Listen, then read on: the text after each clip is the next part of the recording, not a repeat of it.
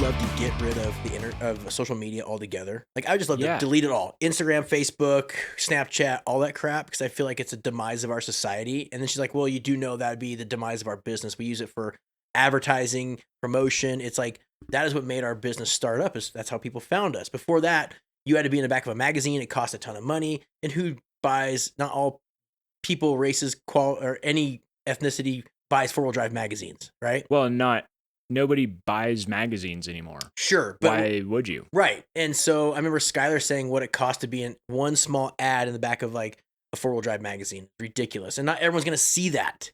So it's like the internet or the social media platform has made our two businesses what they are in a lot of ways. But I always tell Lisa, like, I would get rid of OBS Solutions all day long, like the whole company, dissolve it if social media were to go away. Because I feel like social media, be political, racial, whatever it is, is the demise, like I said, of our society when it comes to like all that shit. Well, and it's also, I think it is. Meanwhile, follow us on Instagram for Truckery Podcast. Exactly.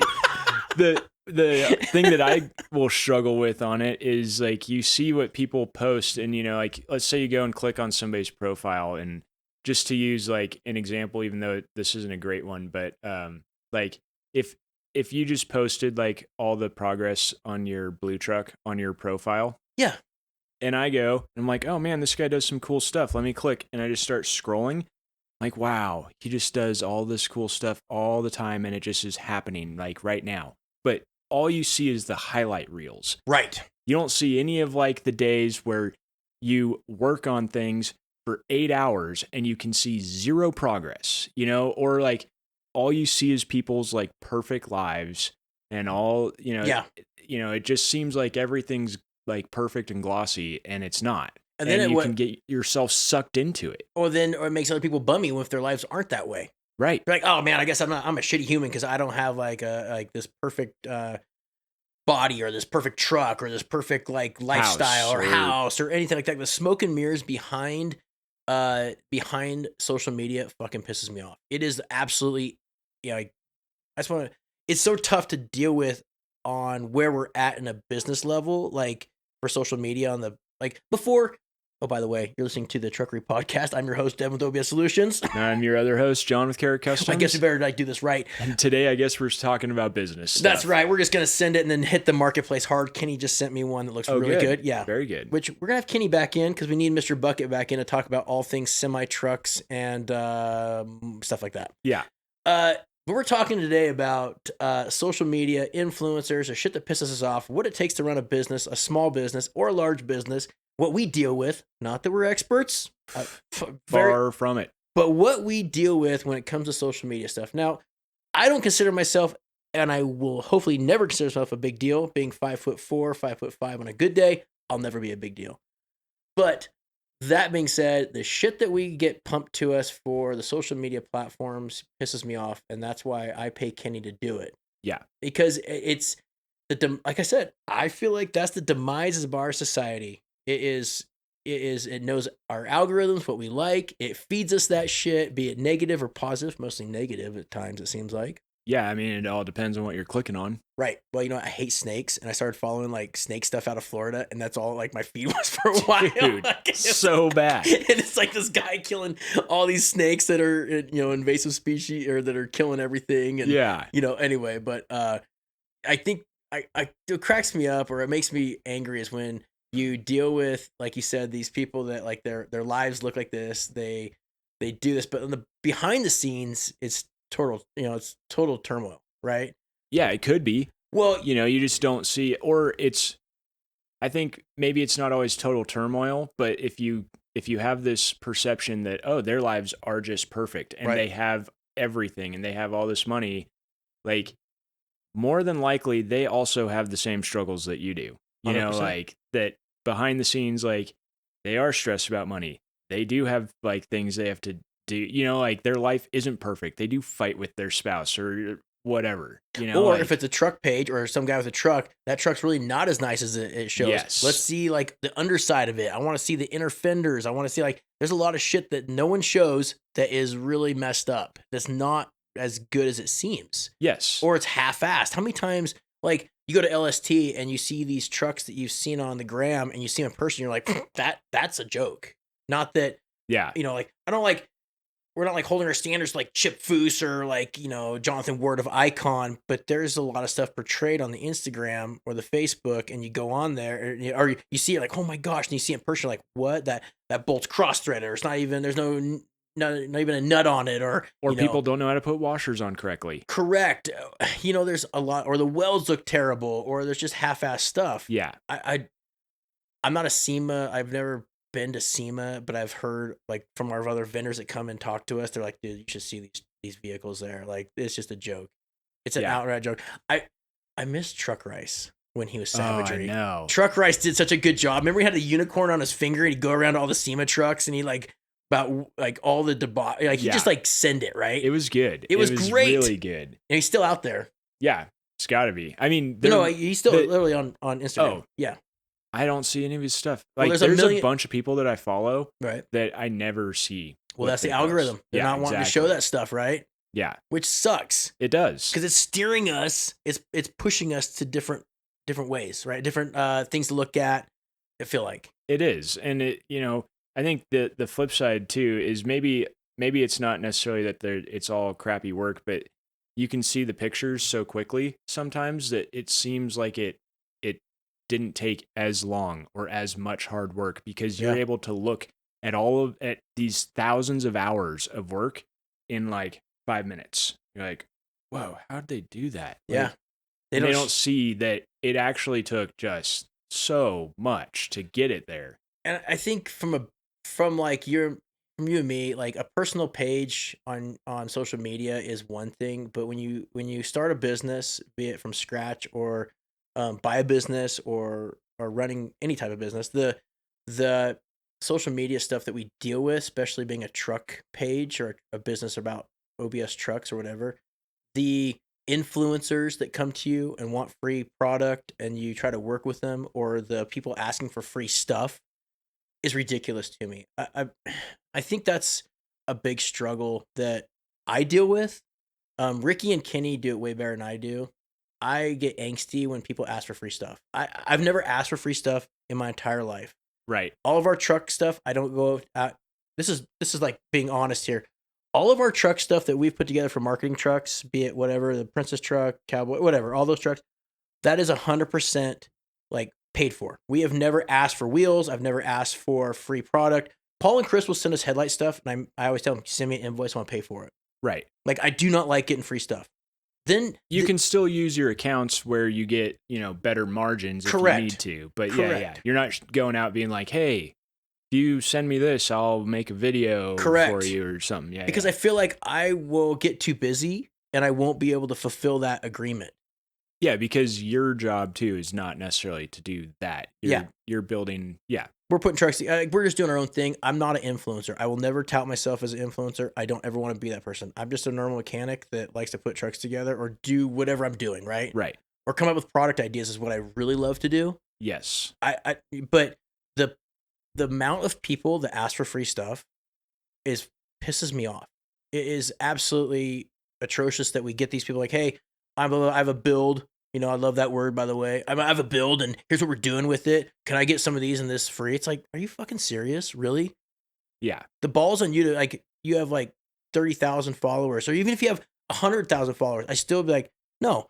What we want to do, though, is I'd rather give discounts and free product to people that we are current customers, which we do, or people that are like, hey, Colt Hadley's a prime example. Colt Hadley is a solid human. If you don't know Colt Hadley, I can't remember his Instagram handle or page. I'll find it right now. But Colt is a hardworking Texas guy. He's I've met him several times. Just down to earth. Colt Hadley. Colt Hadley. Okay. So Colt was at LST last year, I believe it was, and Colt loves, like all of us, the OBS truck. Totally. And he likes the gold color. Yes, which he does. He loves gold, right? Well, Colt has 2 gold trucks. He has a killer Bronco, too. He has more than 2. Is there more than 2? Oh, yeah. I think he's made a post of showing, like, all of them. His taste for trucks, how he does them, is really cool. Because he's on boggers, he's got welds. 4. Oh, 4 gold trucks. I was way off. At least at this time, yeah. Yeah. So anyway, long story short, I love the furthest one back. Yeah. With the mullet. Oh yeah. Right. That's such a. And when we were at LST, I saw it in truck. person, and it's like rolling down the road to LST, and it's wide on boggers. That's cool. That's the coolest look ever. So real quick, Colt is a solid human. Colt was towing. I might be fuzzy here, but Colt was towing his truck with his dually. Yep. And I think someone pulled out in front of him or something like that, right? Yeah, and he had to lock it up and just annihilated the frame on his truck here, on this gold truck that he spent a bunch of time on. The ranch hand took it like a champ. Look at the ranch hand, dude. Didn't even like bend really the ranch hand. Yeah. Yeah, it just hurt the truck big. Yeah. And so I'm giving this description because Colt's not flashy. He doesn't have a profile where he's showing, girlfriend's chaunch all the time and all the bullshit, and it's not about him. And yeah, there's no thirst trap. Right. It's very modest. He just has cool stuff like weld on boggers. Come on. Yeah. And so Paul Rutledge goes, hey, here's what happened to Colt. What's going on? So I'm like, yeah, I'll send him free stuff. Totally. Just let me know what he needs. He's a bad thing happened to him. And he's not the only one in this world. But those are the people that I will send free stuff to. Yeah. 100%. And so that's, to me, what I don't think that happens. Not like we're, the Jesus of the fucking OBS truck world giving stuff away. But I don't think that happens a lot in this world because I feel like it's everyone's very out for themselves. And when I see stuff like this, I'm just like, these are the people that, to me, that, yeah, I'll send free stuff to all day long. Or a discount code to buy a bunch of stuff or whatever we can do to help Colt out or individuals like that. Versus an influencer that contacts us, hey, I have such and such followers. I can do this and this for your business and this and that. And possibly, yeah, I talked to Greg about this. And he's like, yeah, this is what the ROI or the return on investment is for what this influencer did. You know what? At the end of the day, I don't give a shit. I would rather give to people like that or help people out like that all day long. Right. Yeah. And I think that there's a fine line, there's times where it is worth, especially in order to get your name out there. Yeah. Sending products to people that have a big audience. If you don't have a big audience, that can help to get you out there. Yeah. But at the same time, it's hard. Yeah. Full disclosure, I'm going to be honest with everyone on this listening to our little podcast here, 4 people. I've gotten the realization that I hate influencers. That's just that it is, dude. I fucking tell Kenny all the time, I hate him. Don't even he'll send me, hey, this influencer wants to do this. I've been burned so many times by influencers that have 50,000 followers to 300,000 followers.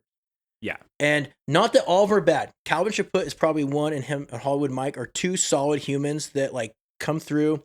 And I never made them sign a contract early on. There's no, hey, I just send you stuff.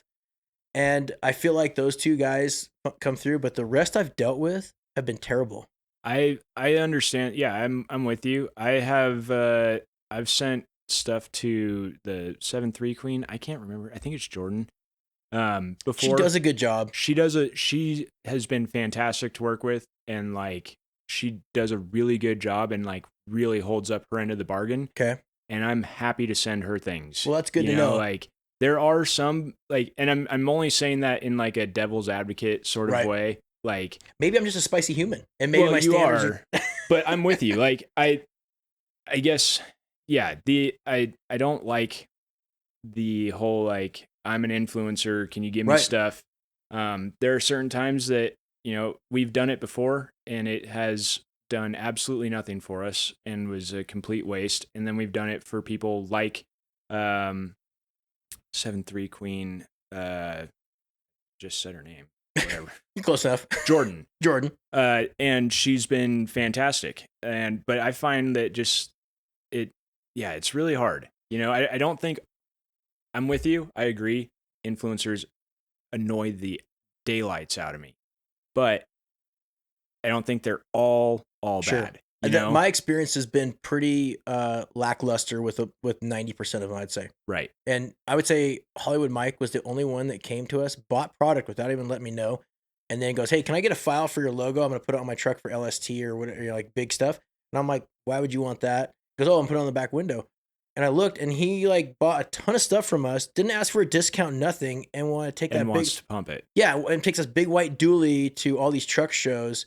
And I'm like, that's interesting. That, I mean, how awesome is that? He didn't ask for anything, neither did we. And so it's like, all right, let's give him some stuff. Let's send this guy stuff, because his interaction, first off, was not about himself in the sense of like, I want stuff for free.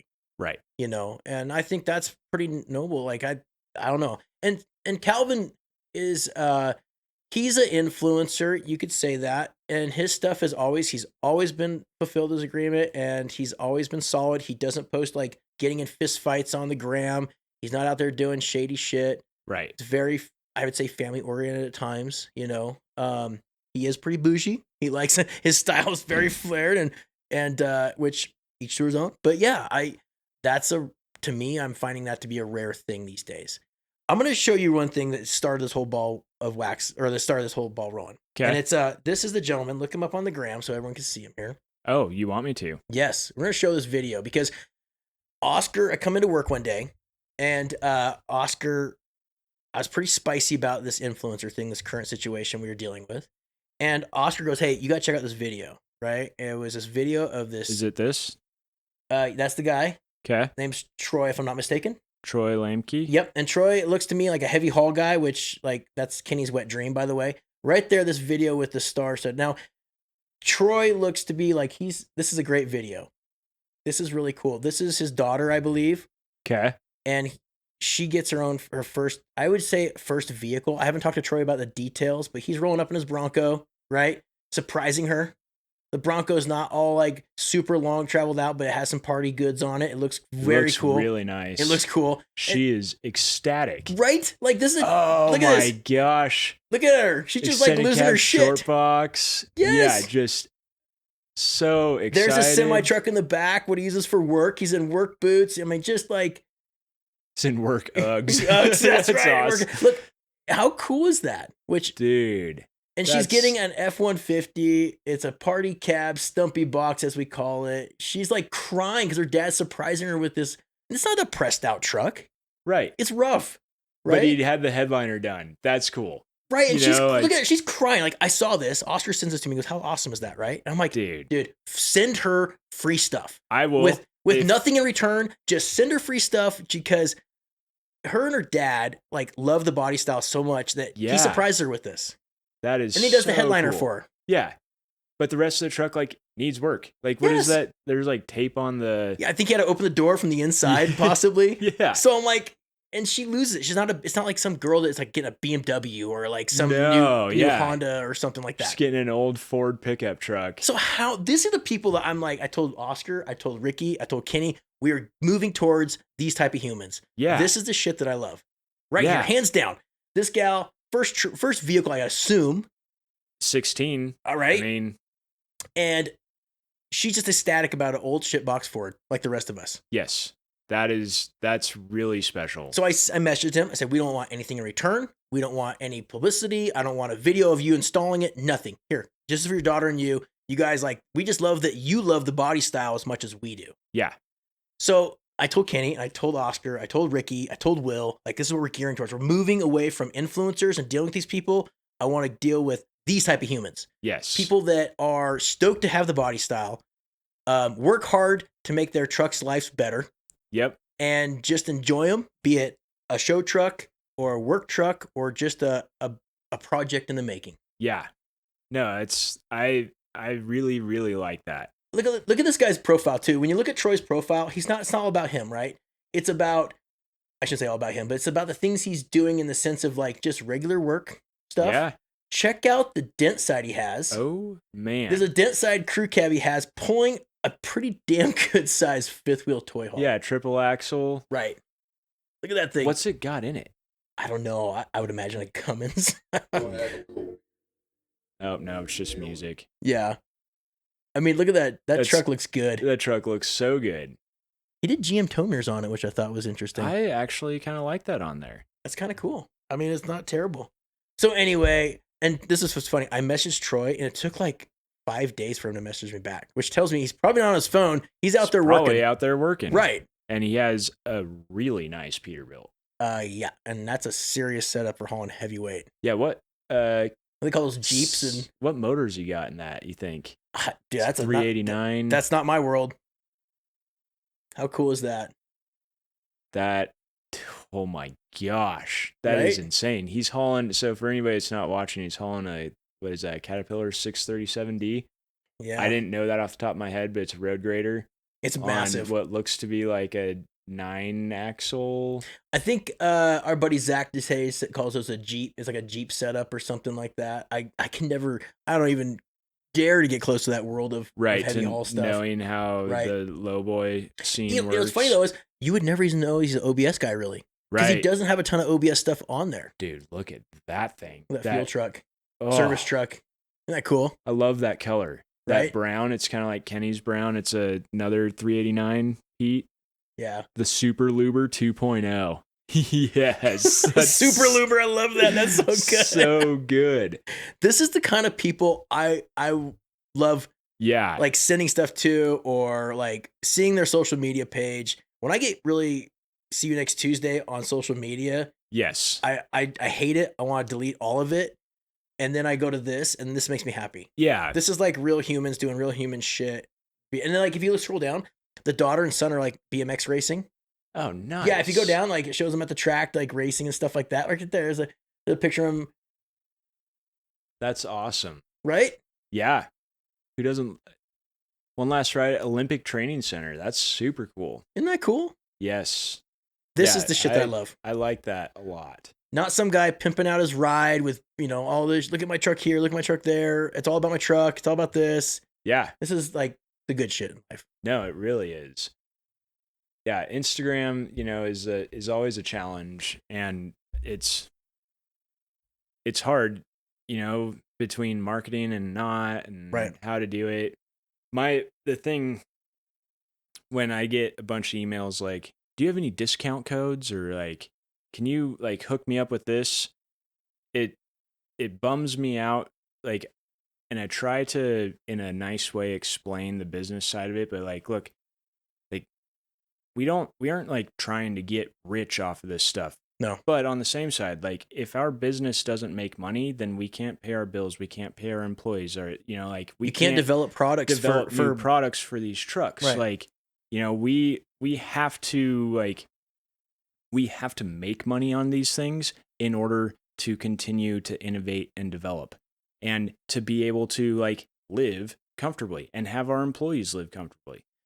I think the behind the curtain of what our business models are is almost something we need to divulge more and more, because I think people like look at it like, oh my gosh, they're putting, like for us, oh, look at that build they did or whatever. Well, it's like, I don't think people realize what it takes to, regardless of being in the Crabtree side or the OBS Solutions side, what it takes to make a margin.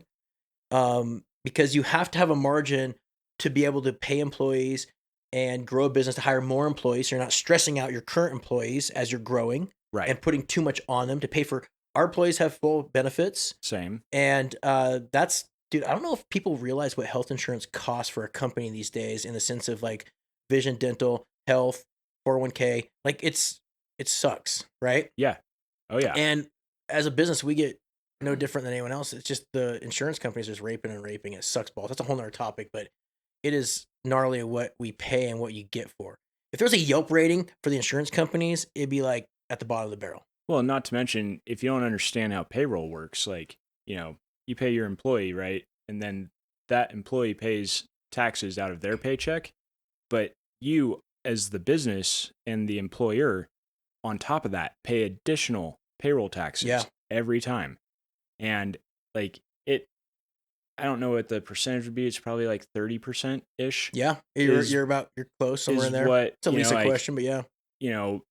If your employee's making X amount dollars an hour, it costs the company like 30 to 40% more than that on top of it to pay that employee.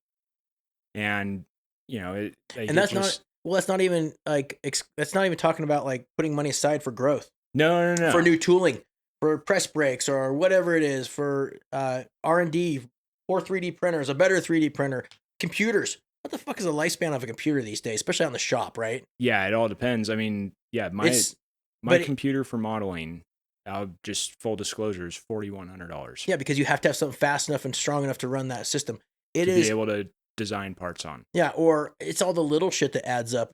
My guys wear uniforms because I like my guys in uniforms, and it's like that cost. So it's all this shit that adds up, and people go, "Hey, can you guys?" They think we're like, I think the illusion is like, "Oh my gosh, you're making so much money." Well, really, when I first started the business, just like you, it was like side hustle money, right? We had our main gig. It's like, okay, side hustle, yeah, I'm making like gun money and dirt bike money. Yep. Great, right? Or truck money, right? Yeah. And then as you grow, you're like, oh, okay, I got to pay taxes now because you're at that point where you're actually starting to make something, right? Yes. And then it goes from that to like, okay, I got to hire an employee because I'm working all day long, and then I work after hours, and I only home till 9 or 10 at night, Yeah.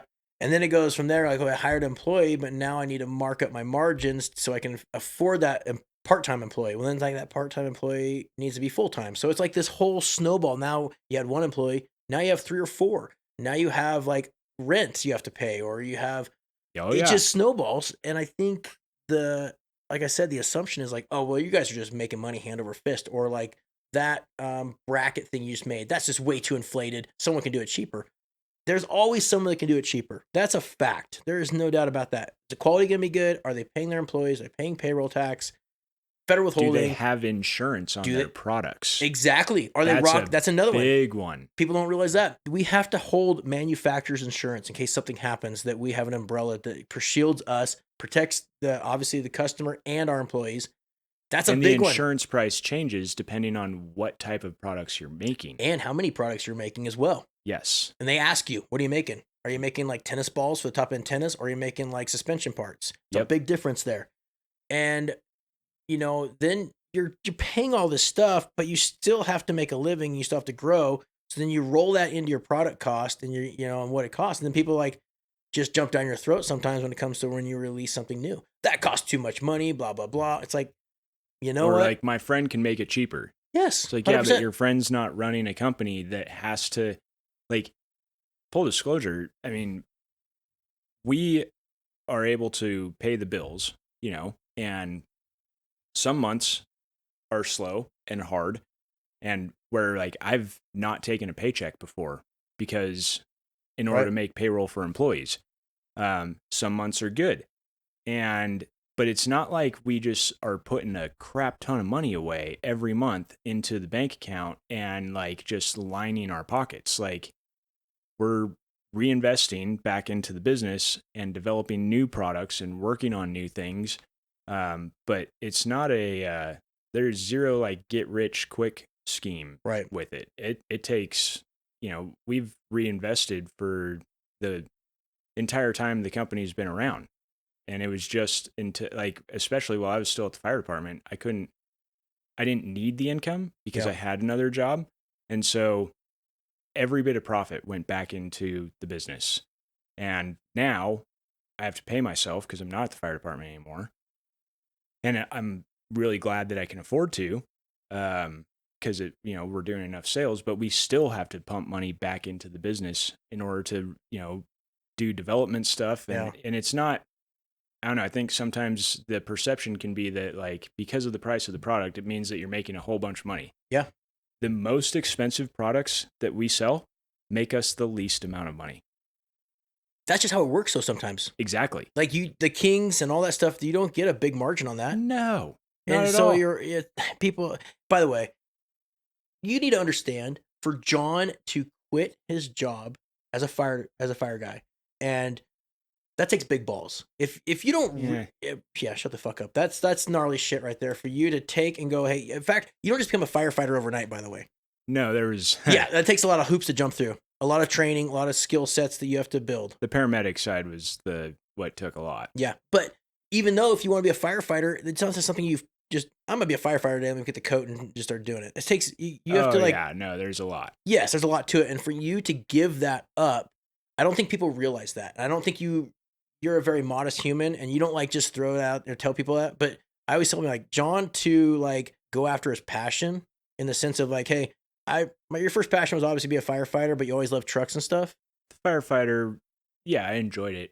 It wasn't a passion necessarily. Okay. something your dad did. You kind of just like, hey, this Dad, is brother, uncle. But then you also went to school. Familiar with it. You also went to diesel school. Yeah, before. Right. So you obviously want, hey, I love the mechanic side, but yet paying the bills, this firefighter gig looks pretty spicy. My old man's been doing it a while. And it's fun. And I grew up around a firehouse. I enjoy that life.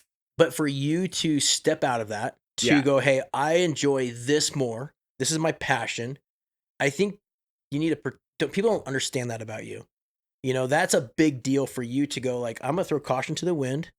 You and Trent's livelihood depends on this business. 100%. And you had a cushion with the fire department. There was I wouldn't say a safe place, but like you had it figured out. Yeah. You could have stayed there forever and retired from that easily. Oh, yeah. Right? Yeah. And firefighters retire pretty damn good. Not as good as they used to. Okay.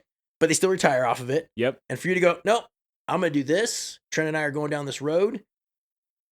I think that deserves a hand of applause. Oh, well, thank you there, John. Because like, I'm going to say like straight up, you know, I don't know if I would have the balls to do that. Hands down. It was a calculated risk, you know, like if not just like fully, I try to make decisions based not off just full of send, not look at the checkbook and the margin or what you need and just go, hey, you know what, close your eyes and go for it. Yeah, I don't have that in me, but there's been some very stressful times. Well, but, you know, at the end of the day, I wanted to, and I couldn't work 2 jobs. Yeah, like, you were stressing yourself out. It was getting to the point where it was 7 days a week, like nonstop. Well, then you have to fill orders, and people are expecting to get their stuff. You don't want to or answer phone calls. And then at the time, I was the only one answering the phone. If I'm on shift, I can't take phone calls from customers. You know, I can at night I would return emails and do that stuff. But like, I got to the point is like, got to pick one or the other. That's a big ask right there. That's a big one right there. I think like I said before, I don't think people realize that and what you got going on in your business, and spinning that all the way around, come full circle. It just is like, I think that's what makes it tough for any type of business owner, at least in our world, that when people ask, can I get a discount code or can I get this for free? Or I'm doing this build. Can you just like send me products, or what's it take to get, you know, sponsored? Yeah. Well, you know what, like what it takes to keep a business going, to grow a business is not easy. It's not easy. And I haven't found an outline, you know, that just tells you exactly what you need to do and how to do it. You mean there's nothing on the internet about how like to start a business manufacturing truck parts? No. Oh, step 1, where there's just like a tried and true, like this is how you do it. And at the end of the day, you'll be successful. It's guaranteed. Oh, it's not. Maybe we should write a book on that. I'm sure someone has. Maybe. But I will say there are, and like John said, coming around full circle, there are some great people out there, influencer stuff. Yeah. I think Nick Eisenhower, I don't think he considers himself an influencer, but his stuff is spot on. It's so good. His page is great. It's not about himself. It's about wacky stuff. It could be his kids and wife out there. And he did the same thing. He had a good job at 4-Wheel Parts. Yes. And was doing his shop and 4-Wheel Parts together and dove in head first, you know, for his own deal. For his own gain. I should say gain. For his own growing and his passion. Yeah, which is fantastic and so cool to see. And like he is, I mean, yes, I think he's at an influencer level just based on like the following that he has. And it's very impressive, but it still seems like he's just a regular dude, you know, that just loves what he does. And not to say there aren't people out there like that. I shouldn't say that I hate influencers, but it's just the negative side. And I'm kind of a negative person to begin with, to be honest with you. Like that just like taints my soul a little bit. So when I see like Troy and his daughter, it just like warms up my black heart a little bit more. Totally. Right? Yeah. But like you said, I think there's something that needs to be said to people about what it takes to make this whole thing work. No different than any other business. Well, and I think it's good. I personally will share as much knowledge or experience that I have with somebody that is genuinely interested in getting into this space as well. Because I've had people like you and other people that will share their business knowledge with me, and it's an invaluable thing. You know, like it's really true. Like you can't go read a book on how to do this. Like you can get a general idea, But at the end of the day, you got to like figure it out, and you have to network with people, and you got to learn what it takes to, because otherwise, if you don't, if you don't charge enough, if you don't like have your numbers in order, if you don't have all these things figured out, you can go down so fast. Yeah. And I think you've seen it. You've seen it in other businesses. You've seen it in derpy guys that start up and sell shit online that is either poorly made, or they send it out there and they think they're making money, but they're not paying for their time. And then they get backlogged on product. That's another thing that happens a lot in our little world, is that people pop out of nowhere, have a Plas table, and maybe draw a little bit. They make a product, and everyone's like, oh my gosh, look how much cheaper it is. I'm going to buy that. And then that person doesn't price out for their time. They're doing material and manufacturing, but not their time. And so then they get backlogged on orders. And then at some point that lackluster, like it starts getting to be a second job. It was fun at first. You see this all the time. It was fun at first. And then you see them like, oh, I'm backlogged. People, you see them on the gram or Facebook going, I'm still waiting on product and I haven't got it. It's been like 3 weeks or 4 weeks. And these people are like, I'm over it. I want to go do other things. They take people's money and then they bounce. Yeah. Happens a lot. Oh yeah. And I mean, and I would be the pot calling the kettle black if I didn't say for one that hasn't happened to us or isn't currently. Like right now on coilover stuff, we're like 2 to 3 week lead times. But if you have that conversation with customers and let them know. Oh, we keep it on the website. Yeah, if you keep contacting them, but we've seen a lot of people that have come and gone and taken people's money and not delivered on a product. The other thing is customer support. For one, like I think everybody should know that there are no robots doing the things like that are like, AI's not helping you filling the hardware bags, packaging the products. I mean, yes, AI actually is helping us in some product description, stuff like that. But at the end of the day, like there's a human being that is like grabbing the products off the shelf, putting them into boxes and packing them up and shipping them out. And we all know that humans make mistakes. So sometimes you are going to receive a package that is missing a bolt or something, or, like that it happens. Blame John, not Grant. Grant's a super nice guy. Works here. He's awesome. And don't blame Trinity either, because she'll fucking come just down blame. your throat. I can take the heat. I'm fine with that. I don't. Like, don't call up and chew out my employees. Oh, if you we're can missing chew stuff, me out. If you're missing stuff, blame Ricky. If OBS Solutions like you blame, call and chew out Ricky. That's who deserves it. Oh, Ricky's the best. No, call and chew out Devin. That's who deserves it. You won't get to me, bud. Or don't chew out Oscar. It'll bum him out all day. But like, people are going to make mistakes. Try to have a little bit of like understanding of that. Like, we all make mistakes. But on that note, like, I think that how a business takes care of those mistakes also tells a lot about them. Like, you can't come off like too hard on, like you got to own your mistake. You got to get them their, what's missing or whatever, and make that customer as happy as possible. Because you can turn a bad situation into a really good situation.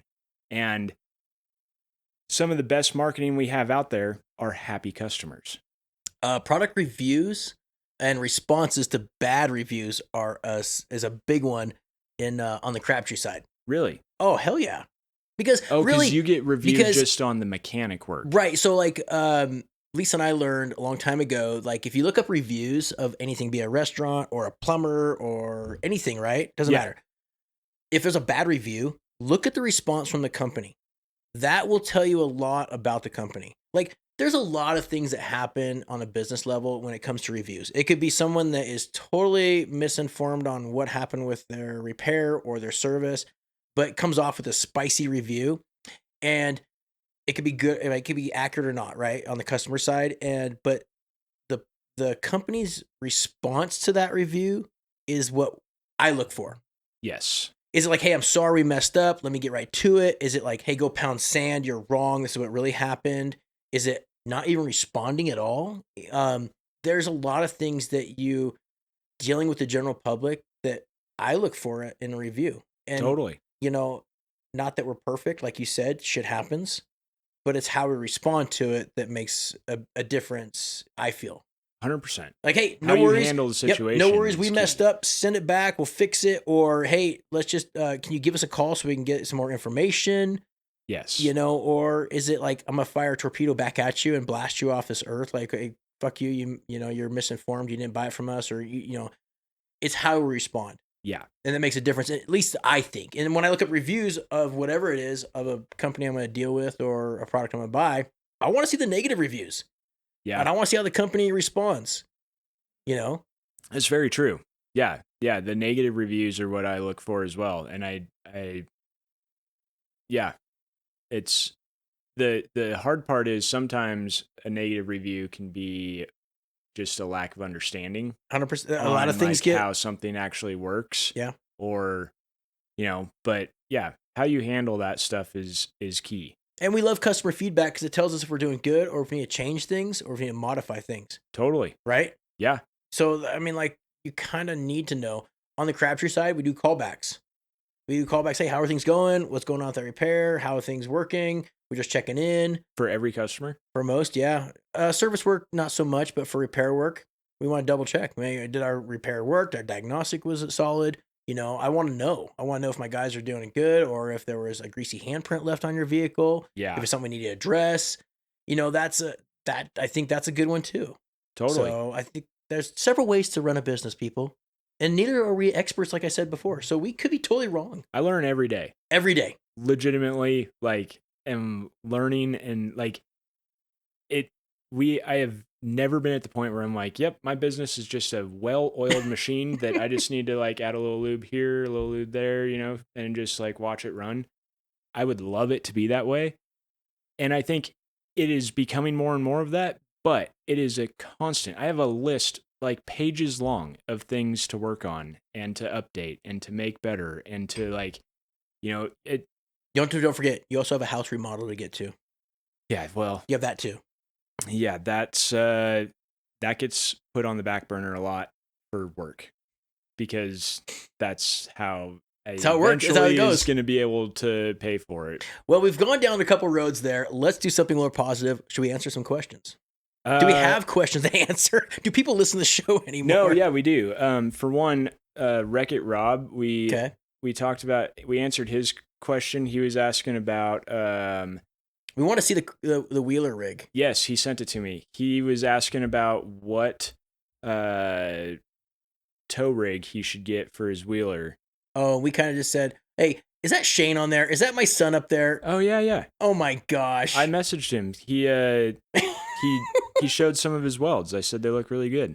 My oldest son is this, what would you call, Shane is a character. My oldest son, actually both my boys are characters, but Shane is this BMX snowboarder kid, and he's in welding school, and he sent you some of his welds. Seriously? No, I just saw he posted them, and did? so okay. He's in welding school, so that's awesome. I responded to him. I'm trying to find where does Jesse Cross have that cool off-road 3/4 ton? I'm just looking. Yes, and it's so cool. He bought our Centurion. He did? Yeah, the one you've been up for sale for a little bit. Yep. When's he coming to get it? He already picked it up. What? Okay. Oh my gosh. Is that a K5? It's a K5. Yeah, I think how do I click out of this? Yep, 95 K5 Jimmy, 350 TBI, 700 R4, 205 and JB, crawl box, 2.5 ton Rockwells on H1 beadlocks wrapped in 46-inch Mickey Thompsons. Can we just talk about the paint scheme? Yeah. Okay, so it's America. It's 100% America.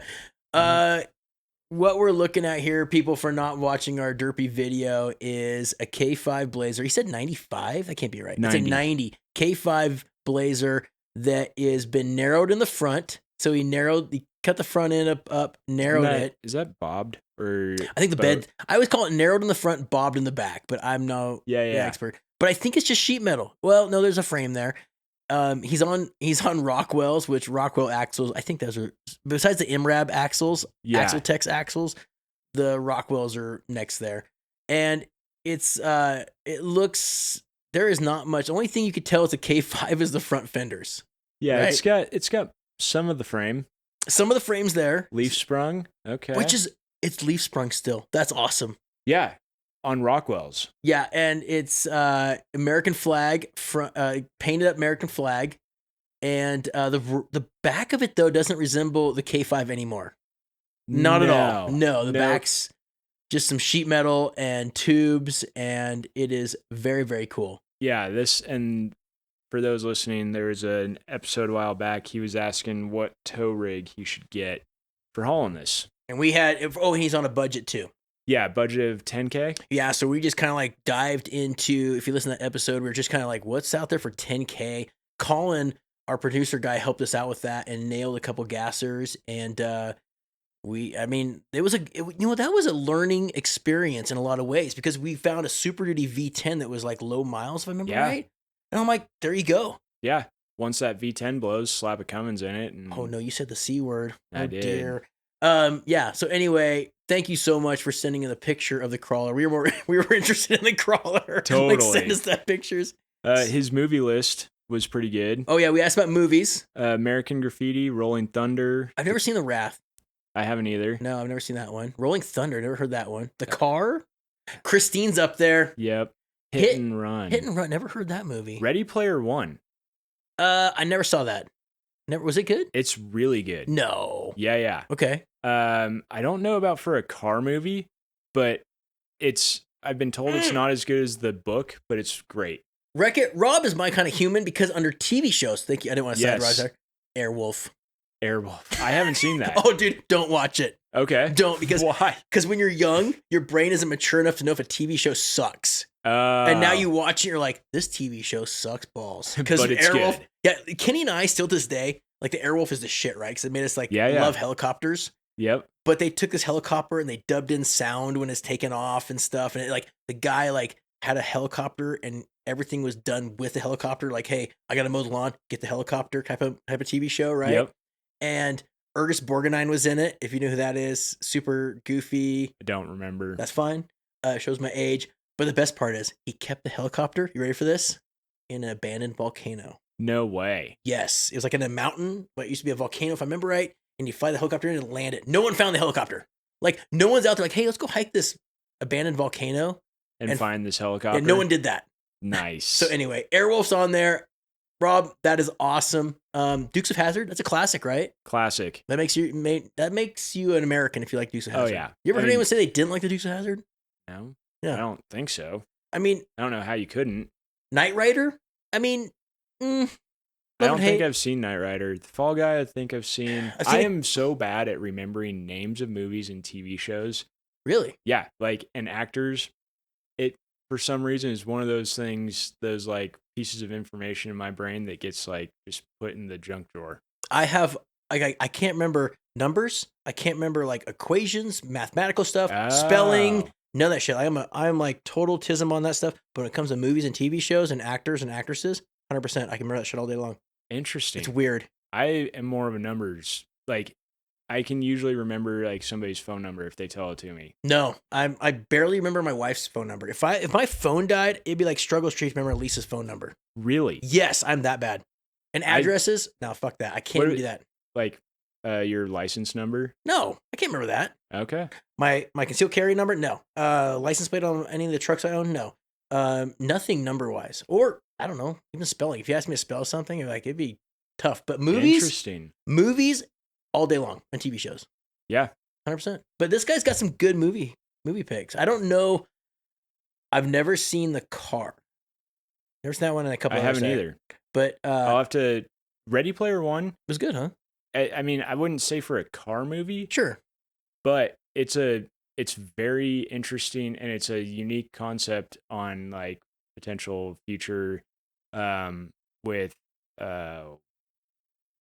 not AI, but with virtual reality. Okay. Christine, have you ever seen that? No.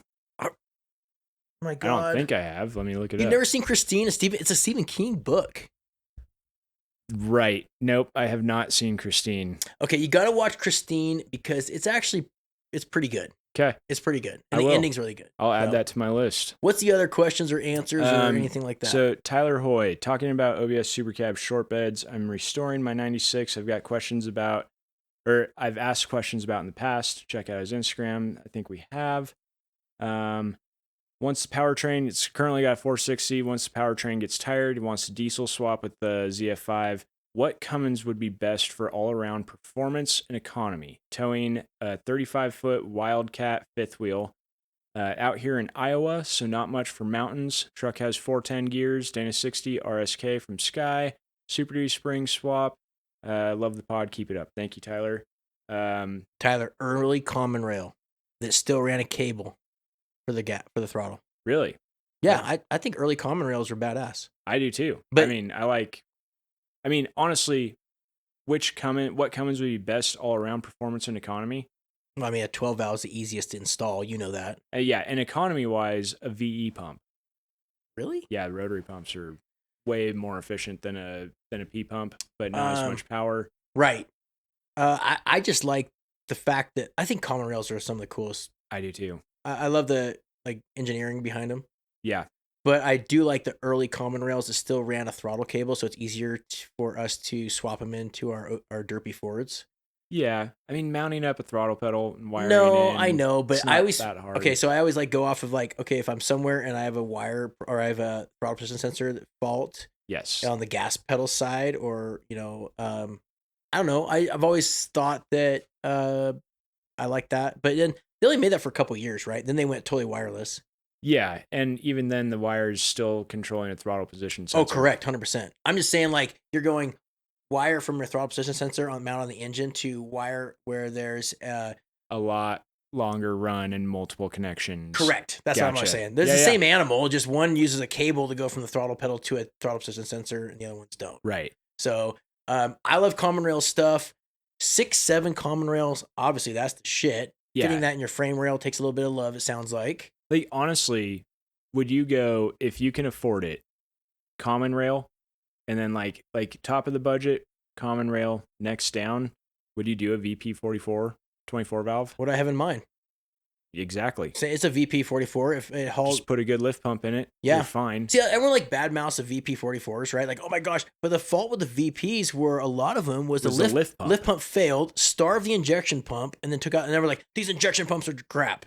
They're not. No, it's the lift pump starving an injection pump of diesel is bad across the board. Totally. If it's a mechanical or in this case, electronic. Well, and the biggest issue with the VP44 trucks is that they would still run without a lift pump. Yes. So you would be down on power. You wouldn't. I remember the early ones. You wouldn't know it right away. Customers would be like, "Hey, my Dodge feels a little bit, lackluster," and they've been running it for years with no lift pump because it would the injection pump, the VP would suck fuel through. Yes. It would suck through that fuel through that lift pump. Yes, you wouldn't even know it. And then that smokes the injection pump, and then the injection pump gets a bad name for itself. Yes. So a VP44 24 valve, great option with a good lift pump and a fuel pressure gauge. Yes. That way, you know if your lift pump dies. Yes. And you can still drive it a little ways. I wouldn't, but... And what's cool, though, is VP Cummins engines are cheaper when you find them. Oh, yeah. Everyone's like, oh, it's a VP. Fuck that. I don't want to have that thing. Or if you really want to be cool, you do a VP for a little bit, and then you upgrade it to a P pump 24 valve. Right. Or if you want the most efficient, you put a VE. Yes. The VE pump, which is all mechanical, is from the first 12 valves. And they use the same, because a VP44 is a rotary pump. A VE pump is a rotary pump. The VP44 is just electronically controlled. Yeah. So the case, the front gear case, you can put a VP or a VE pump on a VP. Oh, I didn't know that. Then you can get adapters to for your lines to run the factory VP44 lines, and then you just have to change the pop pressure, I believe. I don't remember if you have to change the pop pressure in the injectors or not. I think you would have to, wouldn't you? You're essentially getting the most efficient injection pump that came off a 12 valve. Yeah. With a head that flows 30% more than a 12 valve head with the 24 valve head. There's a lot of geekiness here, right? There's so much you can get into, but basically, I would go budget wise, if you can afford it, common rail. If you can't, 12 valve. Or 24. Next 24 valve. Behind that, 12. I do like, Kenny always noticed when he drives the Princess truck how quiet that engine is versus his 12 valve. What? Really? I thought 24 valves were louder. It was he always like, man, it's quieter and smoother. That's what he always tells me. They are smoother. They're way smoother. It doesn't have the jerkiness. You don't have to, it's what's funny about a 12 valve. It's almost like a carburetor, right? Oh, because high elevation is going to do different shit. And you crank the timing up on it, and that throttle is going to get like touchy. Yeah. And you can start bouncing on the throttle. They can be harder to drive. Where the 24, everyone badmouths them, but they're nice and smooth. Like it's a sewing machine when it's done right. Totally. So there's some information on that. Not, like we said, we're not experts. Is what we experienced. Totally. And then the last thing is Andy Carpenter. I appreciate this info, by the way. That dual differential stuff you were talking about was, I think, called Spicer V-Drive, and it was on Quigley vans. There's a Dirt Everyday episode on it. But I looked that up, and I don't think it's Spicer, but you are correct. It's the V-Drive. There it is right there. Look at that. Oh my gosh, how derpy is that? Wild. I don't even know what this transfer case is. Well, wait, that's not a TTB, or that's not a TTB truck though. Well, if you look, it was a there it is. It's called the Vemco V-Drive system. Blue Oval Trucks. Let's see. Okay, so we're gonna back up real quick for people that aren't like following or just started listening to our show or whatever. A couple clicks ago, we had a discussion about TTB trucks, 4-wheel drive stuff, and I go, "Hey, wasn't there a TTB truck that ran 2 front differentials on the TTB setup?" And we're like, "Man, what was that?" And we're scratching our heads. Well, this is it. Yes, was Dana. Was it? Right, Dana Spicer. Okay, so it says the 40 Econoline. It says here, developed by Dana in the 1970s, the V-Drive system was originally designed to add 4-wheel drive to Chevy vans, Blazers, and station wagons, and to keep the drive height low. The idea didn't catch on the Chevy, so someone allegedly bought the rights and started the vehicle engineering manufacturing company, Vemco. Yep. The company was based out of Fort Wayne, Indiana, and did 4 times 4, which equals 16 van conversions. Ironically, if you look at the patent, the inventor, Lauren James O'Brien, was from Fort Wayne. Okay. Coincidence. These V-Drive systems found their way into both Chevy and Ford vans from 76 to 1980. The company went out of business sometime during the 80s. So we'll scroll up. Hold on, John. So the picture here, if you're looking at our YouTube or whatever it is, you see it's got 2 front differentials on the front of the truck, which is wild. Yeah, and they're attached to like a 2-wheel drive beam setup. Let me see if I can pull this up. There's an illustration right there, which is kind of cool to see. It's a V-axle transfer case. Never heard of that before. I haven't either. I imagine those are hard to come by. A torque tube drive shaft, so it has 2 drive shafts. So technically you have 3 drive shafts on this vehicle. Yes. Nothing about maintenance there. And what's funny is that, if you look at this picture, it shows like your standard like Ford TIB, which the twin I-beam versus TTB's twin traction beam 4-wheel drive, that they sealed off one side of the diff, and then there's a diff right by the axle and a drive shaft that goes to it. And I think it's kind of ironic that this was for like wanting to keep it lower, which I get, makes sense. But it also seems like you should be able to get a lot more travel out of it because you don't have that center joint having to pivot. Well, you still have drive shafts though that are going to like articulate. And you can only go so far. I guess if you put a big slip in them though, you could go for days. Slip and a CV. You know what? We should talk to Greg at Desolate. That's something that window licker would totally like to innovate for his long travel stuff. The hardest thing is transfer case. That would be. Look, is there any pictures of transfer case? I haven't found. I didn't do once I got this message from. Yeah, that's pretty cool. Is that? I don't think that's it because it showed like the transfer case having 2 outputs at angles. Which how do you manufacture that? Oh, here it is. Look at this. Oh, I guess we just need to scroll down.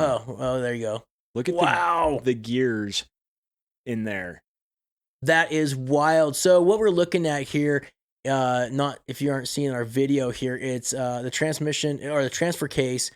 The transfer case really isn't transfer case-ish. It's more of like a transmission style transfer. I mean, it has a pan on like a tranny, right? Well, you can see the output. Yeah, it has a pan like a tranny. Is that divorced or is that mated to the transmission? I think it's married. Okay. So output shaft, and then it's got it must have an idler gear somewhere in there to hold it up. Yeah. In between. And then it's got 2 helical gears. That's a big word for me. So the tranny pan's off and we're looking up at this thing. And so you have 2 gears at different angles in this transfer case. And the transfer case looks like nothing I've ever seen before. Yeah. It's wild looking. I always when I look at this, man, the person that engineered this. What the bummer is though, it's for a short time. It really didn't last that long. Some guy worked days and nights for the man trying to make this thing, and it only lasted for a handful of years, if that. And the tooling required to build this whole thing. Bob worked his ass off on this, Rick. What do you think? Should we give him a pay raise? I don't know, Bob. I don't know. Yeah. That one's not being profitable. So we're not making good margins on this one. That guy needs to be fired. Yeah, it's a wild system. That is incredible. I've never seen anything like that. No. Just think of all the other shit that's out there. And remember we talked about that rig off the war rig off of Furio or off of Road. Not Furiosa. Whatever our Mad Max movie was. Mad Max. Fury Road. The war rig was running a chassis out of some Russian off-road truck, and we started looking at it, and the drivetrain. Oh my gosh! You think the world of automotive and all this stuff, and then someone hey, check this out, and it's a totally different concept on making 4 wheels or 6 wheels or 8 wheels go at the same time. Yeah. You don't know shit, right? Yeah. Even all these experts I'm a car builder. You really don't there's so much shit out there in the world of engineering from the 30s, the 40s, the 50s, the 60s.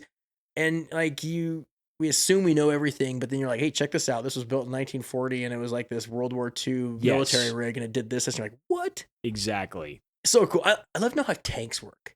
They're always gas engines from World War II. And you're how did that move that much weight and being reliable? On a different note, my dad, at the fire department, he worked there 67 to 97, and they, fire engines are big and heavy, and he was telling me the engines that they used to run were called a Hall-Scott, inline 6 or inline 8 gas motors with multiple carburetors and linkage and everything, and that's what they use for powering big fire engines. Tuning that, hey, carburetor 4 is we're getting a fluttery thing on acceleration. We had to go save a kitten out of a tree, and we're in a big ass hurry, and it's chopping and through the intersection. Well, they had a manual timing advance that you could do on them, and he said he was telling me, he could outline this. And for reference sake, anybody listening, my dad's 83 years old, so. This is old school stuff. Yeah. He's coming down the ridge route, the Grapevine in Southern California. He's we'd pull that timing back, let off, let it build up some fuel in the cylinders, and then shoot that thing back and shoot flames out the side of it. When, just to scare people. It's no different than when I was talking to Kenny's dad and he was telling me about trucking back in the day when he was running the Pepsi route up and down I-5 and the old semi truck stuff and how hard it was or how gnarly it was for these guys with multi-speed transmissions and this and that and climbing grade and we're such pussies compared to these guys. We're so soft. So soft. I need my 10-speed Super Duty, or it's even our OBS stuff's soft compared to old school stuff. Totally. It's so crazy. We're a bunch of pussies over here. Real quick, let's hit last but not least Marketplace. We didn't do Marketplace last time. Let's do the Marketplace. Where to? I don't know. I'll let you pick. Colin is usually here doing the randomizer. So I know. You know what? Let's do Idaho. Let's do Boise. Boise, Idaho. Boise. I like that. Yeah. Probably not going to get rust in Boise, but honestly, the last few of these that we've just done in rusty areas, kind of all right, there's another rusted truck that could have been cool. Right. But then we see some stuff that's actually okay. What's the bag Chevrolet? 86 Chevrolet. Okay, if you're going to capture the attention of an audience, show a wheel. Wait, that's not it.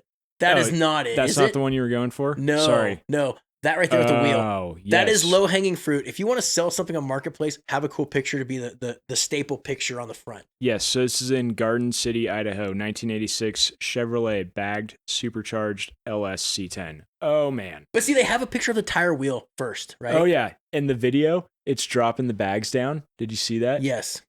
Bags coming down. Oh, yeah. Oh, there's the rear. Going. There it goes. I love Please be a short bed. A bagged truck. Please be a short bed. Okay, should we read the description while the video's playing? Yes. Yeah. Okay, let's try this again, but this time I am open to trades. Looking for something all-wheel drive that can tow. Let's make a deal. 37.5 or best offer located in Boise. Clean title in hand. 6.0 LS swap. MP 112 supercharger. Rebuilt 4L70 trans. Wow. Bagged with, did they make it for? I thought it was for 60 or 80. 80. Yeah. I must have missed that one. Hopefully it's an 80. It's short bed. Oh. Like bagged with airlift performance management, custom 4-link, interior updated with TMI seats, new dash pad, carpet kit, upgraded axles, new Yukon gears and posi, much more to list. Can get full list for serious buyer. This thing's white, single cab, short box, lays it out on the frame. It's rocking the welds. On welds. I love the side exit exhaust. And it's kind of rusty. Fender. Yeah, it's kind of rusty and dirty. Yeah. So this truck is not pressed out. No, okay, isn't it cool that now it's a cool thing to have a truck that's a little bit rough? Yeah. I think it's look at that. The bed floor's been raised. Same with the fenders. And the tailgate, inside the tailgate's kind of rusty looking. Wow, the interior's nice. It's cool. It's got like a, what do you call that? Flannel kind of looking seats on it. That thing is sick. Yes, floor shifter with the air controller in the middle. Nice. The center console looks good. Looks sharp. Oh, there's the meat and potatoes right there. Supercharged 6-liter LS. Still on vacuum brakes. That's okay. That's all right. It's still cool. Got a little sub behind the seat. I like that they didn't like notch the bed floor. Right. It's still rocking the factory fender wells. It's not like overly done. They just moved the entire bed floor up and fender wells up. That is. You think he'll trade for an OBS crew cab short bed with 99,000 miles? Yeah, I bet he would.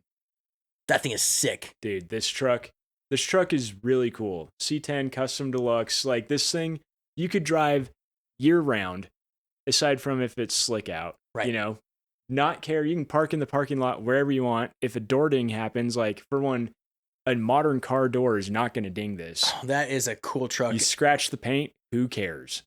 I love C10s. I do too. I love the 90s. We've always talked about it. We beat it up all the time. Can you? Yeah. Chance you send that to me? No. I'm just really? Yeah, send that to me. Yeah. Yes. Yeah. Trade for crew cab short 7.3 with 99,000 miles on it. 98,000 miles on it. Question mark. Devin. Oh yeah, send that to me. Okay. I gotta send it to Ron. Ron would be all over that. All right. Do we want to type anything in here? Let's talk OBS port because we kind of like the OBS ports. Yeah. Oh, what's a dually? See, another good shot, people. That is. Oh wait, hold on a minute. Are we going? Did you spot the sport? I did. The 93 F-150 Lightning 18K with 160,000 miles on it. That's a lot. That's getting up there in miles. Hopefully we don't wear this out. I know. Everyone's like, we're tired of hearing about Lightnings, but we don't care. This is our show. We're going to talk about it anyway. What we got here, sales shipment, clean title, real Lightning, not a phony baloney. Runs, drives, great, cold AC, lowered, sold, reputable dealer in Kuna. I didn't know there was an Idaho, see less. Anyway, it's like Joe Biden there saying see less or see more, right? Yes. Reading the descriptions. Right. Reading the prompter. Yeah. Okay. Let's hit the 93 Lightning red. Red. I don't know if I'm a red guy. I am not a red guy, but I don't hate it on that truck. No. I mean, I can appreciate it. We're scrolling through the pictures. Lightnings, we have a weak spot for Lightnings. I don't know what it is. It's got a roll pan in it. It's the red. It doesn't have, okay, here's the bad part. It doesn't have what I consider the unicorn interior with the center console. It's got the Bronco center console or a typical half or extended cab. Yeah. Center console, but it looks like it's all there. Did the Lightnings come with that wheel or did they come with an airbag wheel? Later ones came with the airbag wheel. Okay. So the early ones came with that wheel because they didn't do an airbag in those trucks. That wheel is like the same wheel that you have in a 3/4 ton, 1 ton truck. Half tons different in different years, of course. Roll pan looks really good on it. I dig the roll pan thing. It still has the factory seats, which is better because that's a big deal in the Lightning world. That's a cool truck. All in all, it's pretty cool. Check out he's got like a Raptor in the background or something like that, or a newer Ford half ton. It was a Ford guy, which is cool. That's a single cab. It is. Isn't it cool that you can now go out and buy these single cab new F-150s and like put a supercharger and a tune on them and make 800 horse. I think that's the coolest thing ever. What's the dually down there? Okay, so here's one for you people. It's a dually OBS, which 4-wheel drive lifted. See more button if you don't mind. Here we go. Bought a few. Okay, first I'm gonna give you a description here. We're looking at a dually. It's run on a fuel wheel. It's lifted. Headache rack. It's got the Jungle Gym mirrors on it. It looks black, but listed for $24,000 in Boise, Idaho. And it is a diesel. And wait, what was the year on it again? I'm sorry, 97. It says 93 up top, but then it says 97. But it says $140,000, which that seems cheap if it's a true 7.3 with low miles. But let me give you a description here, people. Bought a few months ago, not running. Okay, still not running. Oh, but is crank no start. I've tried to diagnose it, but I don't have time or means right now to keep trying. Project truck. Here's a description. 97 7.3 with around $140,000, new starter, new glow plug relay, manual, no camper. There's never had a camper in it or doesn't come with a camper. I'm not sure. Shows a picture with a camper. Got it. Second picture. So it's lifted probably like almost 10 inches of lift, give or take. It looks mean. It's like got 38s or something like that. It's got a goofy bumper on the front. Maybe it's a cool ranch hand bumper. There you go. It's got a yellow 7.3 engine in it. Caterpillar yellow. Interesting. Okay. Showing the engine on an engine stand. Someone dropping an engine in it. So makes me think that someone rebuilt. Oh, okay. Hold on a minute. You're going too fast here. This could be a conversion truck. It is, right? It's a conversion truck. I don't know which one. I can't tell from the seats what that. It looks like someone took the color or the seats out of their Barca Lounger from the 1980s and stuck it in this truck. Yeah, it's got the overhead console with wood. Right, and it's got the wood panel, like the cheesy like screw on to the factory door panels, wood stuff on the doors, which I hate. I think it's lame. Yep. It's like when you see these truck in person, they're cool, and then you see how cheesy they did them. It's just hard. But the overhead console is legit. Yeah, that's pretty cool. What's the 2L? 2L, where do you see that? You can see that on the seat. Wait, isn't that is a conversion company? 2L? I believe so. That's a good. Let me hit this button here that sends us to all the information in the world. 2L. Yeah, you're right. 2L Custom Trucks. Yeah, out of Texas, of all short, and looks like they're still in business. Yeah. So it's an old conversion truck from back in the day. 2L is still in business. You know, I'm sure people would have answered that right away for us, but we're kind of window lickers when it comes to conversion trucks. Kind of showing the same things. Wow. The manual popping through the center console with. Can we say that I've never seen a lot of conversion trucks that are manual? I've seen. Have you? 2. Because the center console is this rich mahogany center console. Rich mahogany. I have many leather-bound books. Yes. And it's got a shifter coming out of the middle, which I haven't never seen a lot of that. So that's a twist. So, it's a plot twist. Yeah, it is. The shock boot over the 4-wheel drive shifter. I feel like that's a late 70s kind of thing to do. Yeah, I guess. I just feel like I see it more on like old dent side and bump size people do that shit. I just don't understand why. Well, that way you don't get dirt in your shifter. Yeah, because then it starts leaking. That's why you put a shock boot over it. Yeah. Okay. Or it's ribbed for her pleasure. Either one. It's a good time. One. Wouldn't it be, go back to the shock boot thing though, wouldn't it be a real bitch to put that thing in 4-wheel drive? Because the shifter is like, they jam that center console in there. So you're looking at a center console. And it looks like the shifter's like laid over. Yeah, like, so obviously the shifter being this woodworked out center console, there wasn't enough real estate for the 4-wheel drive shifter to be in its location. So it looks like they bent or manipulated the shifter. You threw a shock boot on it and sent it. Yeah. It looks really tough to put it in 4-wheel drive though. Like it's all the way up against that center console. Yeah. Yeah. $20 says the center console is held down with wood screws. Oh, for sure. Maybe even sheetrock screws. Straight through the floor. Yes, poking through. And then when you go to remove the transmission, you grind your knuckles on them. Oh, just cut the tops of your fingers off. Or take a fingernail off. Yep. Good times. Good times. Moving on. That doesn't show much. No, hey, maybe, just maybe, can I just go on a limb here and vacuum out the shit in the carpet? Oh, would that be too much to ask? Or post real pictures and not screenshots from your phone. Or maybe like, I like how he's like dangling like some kind of monitor there. Maybe put that under the dash so it doesn't look so derpy. And I love the picture of all the shit in the back of the truck. Yeah, back seat's just full of junk. Yes, why wouldn't you post that? Granted, if you saw our Centurion post, I didn't clean anything out of that. Oh, that's not organized. Now, okay, this makes sense now. But I also didn't list it for $24,000.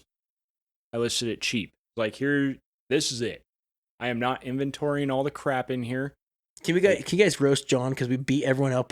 Yeah, roast me. I'll take it.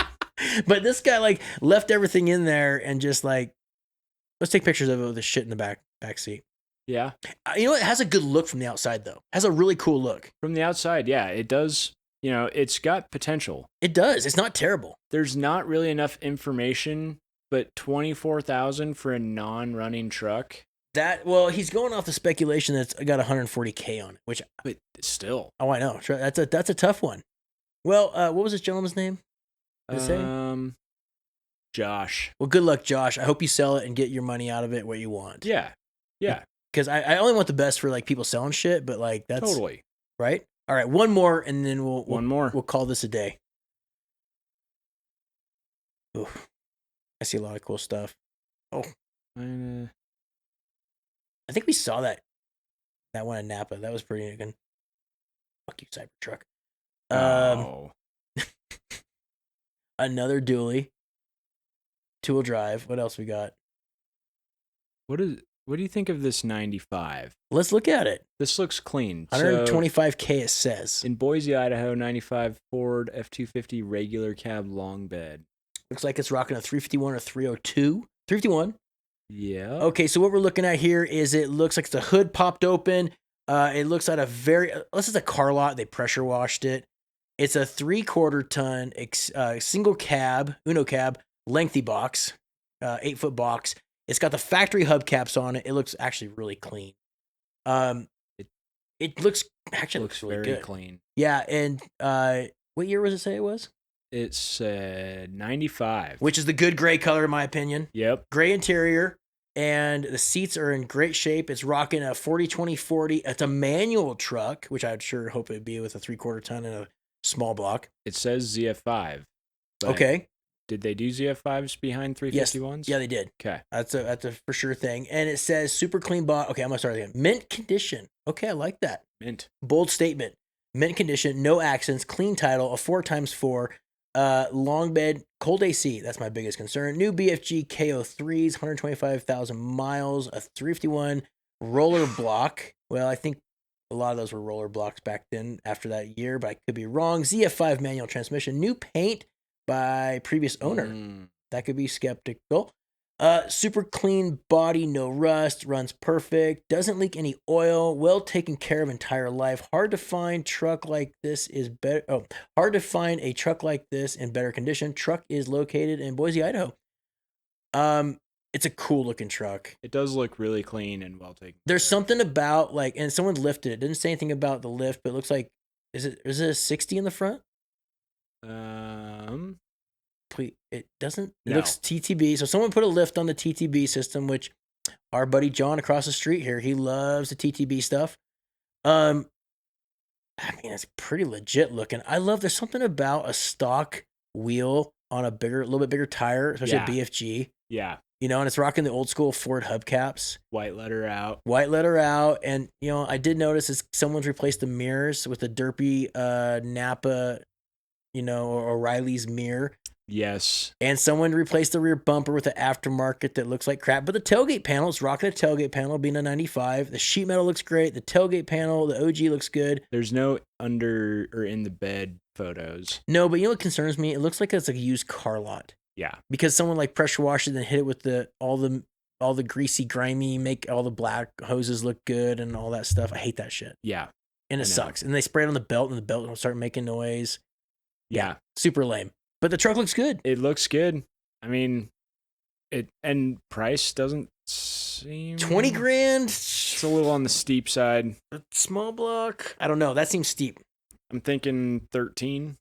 I think that would be a solid number. I think 13. If the bed's straight, not beat to shit. Yeah, it would be a really good number for this truck. One more because I want a savagery one. Can we just get one? Let's do it. Let's find something. Oof. Did we pass any? I'm not seeing any savagery stuff. Just waiting here. Just going through. What is that? The short bed extended cab? Nah, probably shouldn't. Or what do you think? This one? Or what? Hey, what is the Bend, Oregon one for $12,000 that is a flatbed? Well, let's click on it. Let's do this. John, you want to take this one away? I'll do it. It's a 97 Ford F-250 Super Cab HD long bed for $12,000, located in Bend, Oregon, 142,000 miles. It's a 97 F-250 7.3 4x4 manual transmission, only 143,000 miles. It has new tires and new batteries, backup camera, and dash touchscreen installed. Rough country dual steering stabilizer just installed. Previous owner put a flatbed and a 4-inch rough country lift on it, I believe. Fresh oil change. It's a pretty badass truck. Selling because life changed and I don't have the money to maintain an old diesel truck. Rather get into something more economical. Leaks a little oil while running. ABS light comes on sporadically. Drove it from Portland to Bend without a problem. Starts up and runs good. Come check it out if you're interested. Hold on, man. Go back to the first picture if you don't mind. Yes, sir. Would we see? Is that black? Yep. It'd be awesome as a short bed. Maybe a 3/4 ton short bed, which is like unicorn shit. Only made for 2 years. But looks long bed. I'm just saying, like, because then you can find a bed. I know. I have a bed. And that is a cool, you and me both always say 3/4 tons, extended cab, short beds are the coolest trucks. Yep. And I love them. Okay, so let's just fingers crossed, right? Okay. Red interior. Shit everywhere. It's a manual, so it's possible because they made more of them in manuals. Okay. It's got that factory Ford box. Yeah, the idle box or whatever you want to call that. I like there's just crap everywhere in the side here. Wiring here and there and some shit on the floorboard. Red interior though. It's an XL truck. Oh, you're right. Yeah, crank windows. So what we're looking at here is and the interior is a power lumbar. That's a good question. I don't know. I mean, I don't hate the red. Oh, please be. It looks like a long bed. And the box isn't terrible. It's got a flatbed on it, and guess what? It looks like the paint is obviously seen better days. Yeah, thank God for the dual stabilizers. Man, that just really helps out everything. It is lifted in the front. You can see it's got drop pivot brackets. Yeah, and still TTV. It's a long bed. It is a long bed. It's got this weird. It's got a flatbed on it. Looks maybe homemade, which doesn't look terrible. And it's got a weird like camper thing on it. So if you're in Bend, CVTing and off-road camping is a big deal around here. So it looks like someone made like this off-road camper that goes on the back of it. Question mark? Not terrible. Not terrible. Looks like end of the world kind of shit. Like if like the world ends, this is what you're gonna drive around and like do debauchery shit and piratey shit. Right? Yeah. Bunch of guns in it and that kind of stuff. Totally. It looks or if you wanted to start your own van life influencer. Oh, channel. That's what you do. Like I think that's a thing around here. Oh. Everyone's an influencer around here and the amount of people that want to be like van life, living off grid and influencing is pretty good. Is that like is that like a starter pack you can get? You go down and get your Sprinter van. Oh, you go down to REI, you get all your wares and necessities. Get all your camera gear. Do you do what kind of like outfit are we talking here? Like the fluffy jacket, the Patagonian style, or are we talking like like there's so many different options here. Yeah, I don't even know. Oh. But yeah, REI. That's a staple. So you have your REI gift card and like your rewards points. You go in there, you stack up on stuff. You got your Sprinter van, a CVT on top of that, just in case something goes south inside the Sprinter van. I would say you need a mountain bike on back. You have to have that. Yeah. And probably a kayak on top or something. It needs to be an all mountain. We're not talking dual crown shit or heavy bike stuff, but an all mountain bike. Yep. Okay. I would say a couple dogs. Yeah, at least one. Yeah. Which I mean, I can't knock on that. No, that's not a bad thing. You gotta. And you need you need some GoPros. Lots. And you probably need to put a sticker on the back saying you're sponsored by GoPro. Yeah, or just your Instagram handles. True. You're probably gonna need a Starbucks account as well.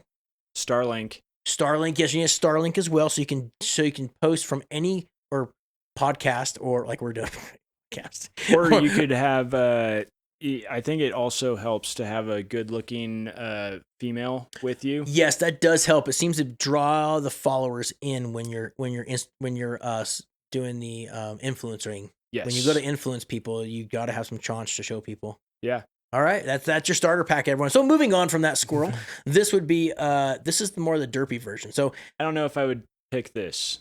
I think possibly it would work. You could show up to Overland Expo with that and probably make some waves. Probably not good ones. I mean, I've been to Overland Expo once. This probably wouldn't fit in, huh?